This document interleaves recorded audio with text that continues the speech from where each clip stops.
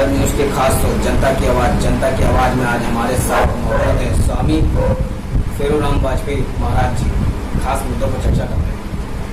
महाराज जी, पहले तो आपका बहुत बहुत स्वागत है हमारे आदित्य भारत न्यूज़ का खास जनता की आवाज़। क्या जानना चाहते हैं आप? महाराज जी, कल तो जैसे कि कल तो जन्माष्टमी है, उस पर तो थोड़ा सा बाद में चर्चा करेंगे। सबसे पहले तो चर्चा ये करेंगे कि आपके बारे में मैंने सुना है कि आप फेस रीडिंग करते हैं। हाँ, करते हैं।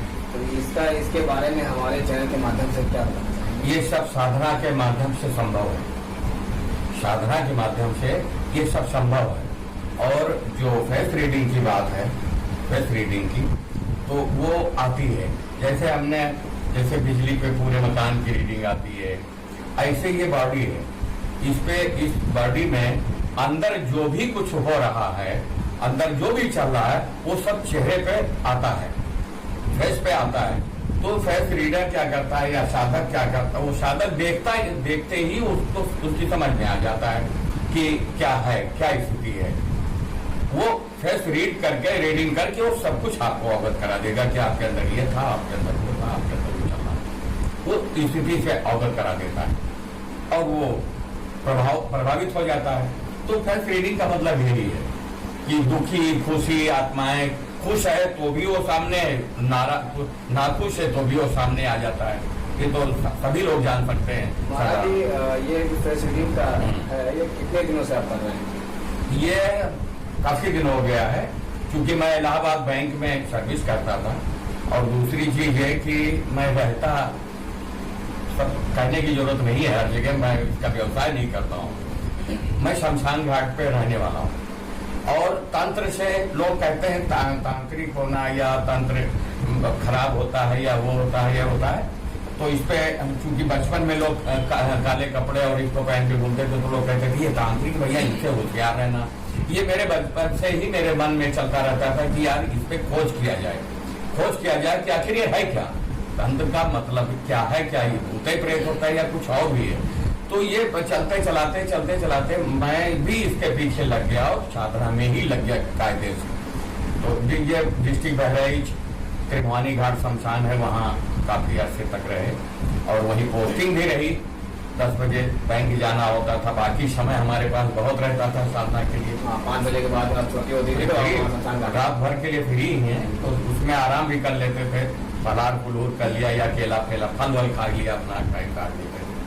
इससे हमको बहुत कुछ प्राप्ति हुई। तो मैंने ये देखा है कि साधना से या तंत्र लाइन से, मैंने तो तंत्र से परमात्मा को प्राप्त किया। जैसे कहते हैं सिद्धियां, जैसे मैंने किसी को सिद्ध किया, तभी तो सिद्धियां उनके पास आई, तांत्रिक के पास। तो मैंने बजाय उसका दुरुपयोग मैं सीधे परमात्मा को सिद्ध करना, राम नाम को सिद्ध कर लिया। कहते हैं कि सुमिर पवन सुत पावन नामो, अपने बस करे राखो रामो। तो जब एक बानर स्वरूप हनुमंत लाल जी महाराज, उन्होंने राम नाम सुमरण करके अपने बस में कर लिया परमात्मा को, तो मुझसे बड़ा कोई तांत्रिक है? और तंत्र के दर्शन करना है तो सबसे पहले अपने हमारे धर्म में ही देख लीजिए आप कि हनुमान जी मशक समान रूप बना लेते हैं, छोटा रूप बना लेते हैं, मच्छर बन के लंका में प्रवेश कर जाते। ये तंत्र का ही तो कमाल है। तो इसका मतलब हम परमात्मा को सिद्ध कर सकते हैं। और परमात्मा जब हमारा सिद्ध हो जाएगा, हम जब हम शुद्ध होंगे तभी सत्ता सिद्ध होगी, तभी हमको परमात्मा सत्ता सिद्ध होगी, ऐसे नहीं होगी।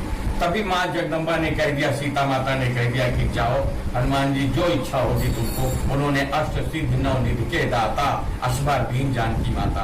जब हम अपनी साधना में चरम सीमा पे पहुंचेंगे, परमात्मा हमसे प्रसन्न होगा, तो हमको क्या दे देगा? अष्ट सिद्ध नौ निधि के दाता, अश्वर दीन जानकी माता।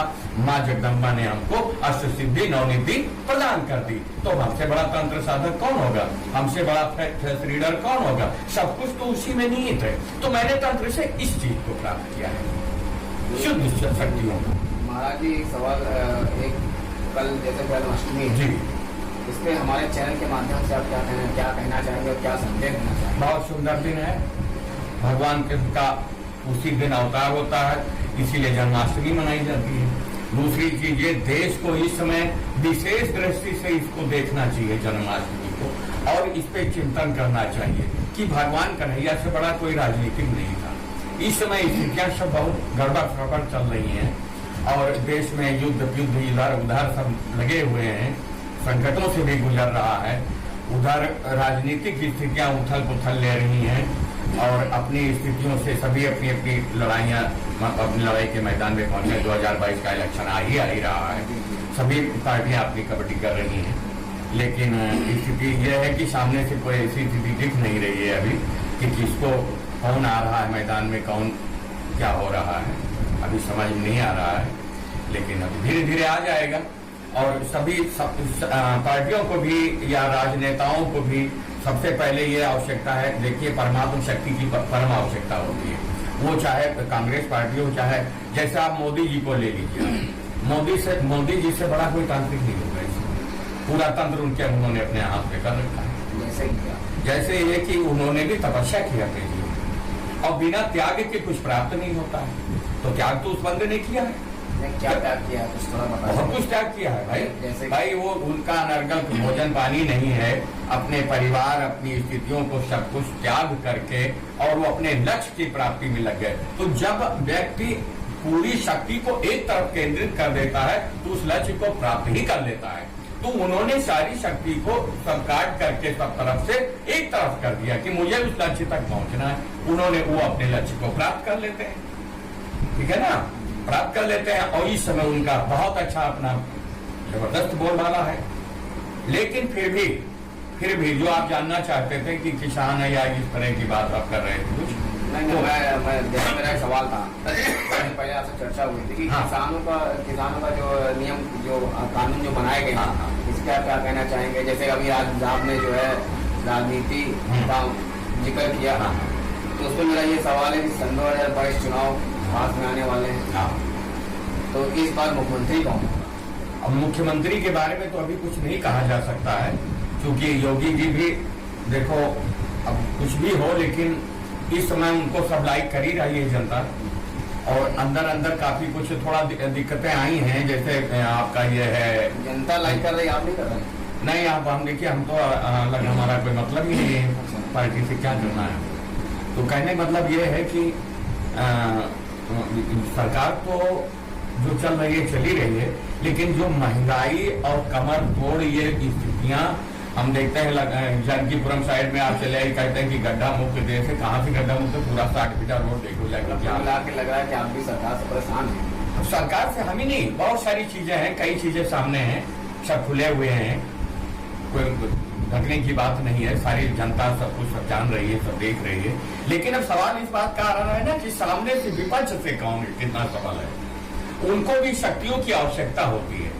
ये जो राजनेता होते हैं इनको भी शक्तियों की आवश्यकता। विपक्ष का मतलब ऐसा तो नहीं आप अखिलेश यादव को, अखिलेश यादव तो है ही है, उनके अलावा है ही कौन, बसपा है ही नहीं, कांग्रेस का भी मुद्दा वो ढीला ढाला कुछ है ही नहीं, ऐसी स्थिति नहीं। अखिलेश का ही अकेला वो मुद्दा, अखिलेश चल रहे हैं विपक्ष में, वही है ही है और वही टकराएंगे। लेकिन मुझे ऐसा नहीं अभी कुछ दिख रहा है कि।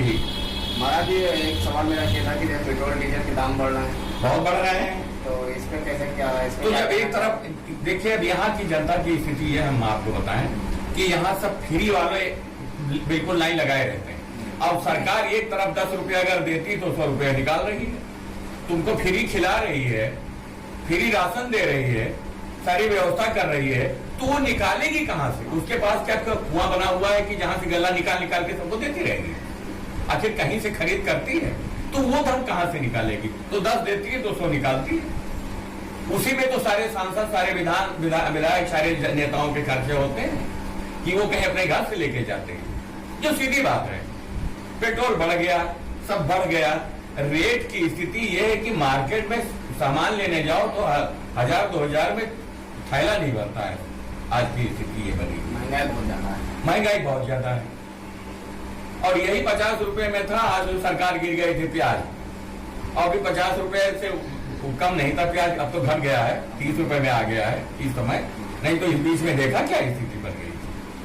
तो यही सारी चीजें हैं राजनीतिक स्थितियां, और राजनीतिक स्थिति में अब देखो क्या होता है। 2000 महाराज जी जैसे कि एक सवाल मेरा ये था, कोरोना महामारी घोषित कर दी गई है, तो इस पे किस हिसाब से आप देख रहे हैं? महामारी घोषित कर दी गई, वो तो ठीक है भाई, महामारी थी, घोषित कर दी गई, अच्छा हुआ। लेकिन महामारी में जो मौत के साथ खिलवाड़ हुआ है, ये कहाँ देखा गया? आप नहीं मान रहे मौत के साथ खिलवाड़ हुआ है? बहुत बड़ा खिलवाड़ हुआ है। कहीं वो क्या नाम है, सिलेंडर बिलेक हो रहे हैं, कभी इंजेक्शन बिलेक हो रहे हैं, कभी दवा बिलेक हो रही है। ये कहाँ से हो रही है? ये कोई छोटा मोटा आदमी नहीं कर रहा है, ये सब वही बड़े आदमी कर रहे हैं।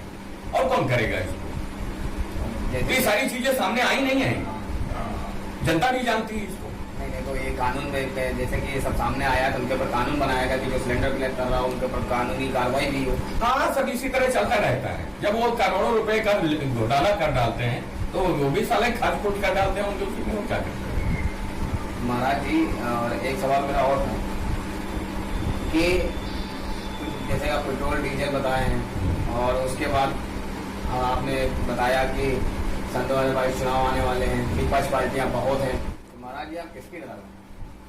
अब हम तो किसकी तरफ क्या मतलब है? हमारे पास जो आएगा हम उसकी तरफ। हमसे जो आते, मैं तो आशीर्वाद देने वाला हूँ।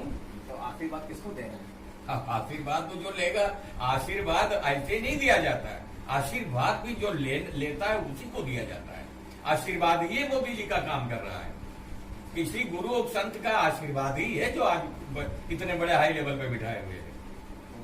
मतलब आपका कहने का मतलब है कि जो है आपकी बारी जो प्रधानमंत्री जो होंगे फिर नरेंद्र मोदी ही होंगे।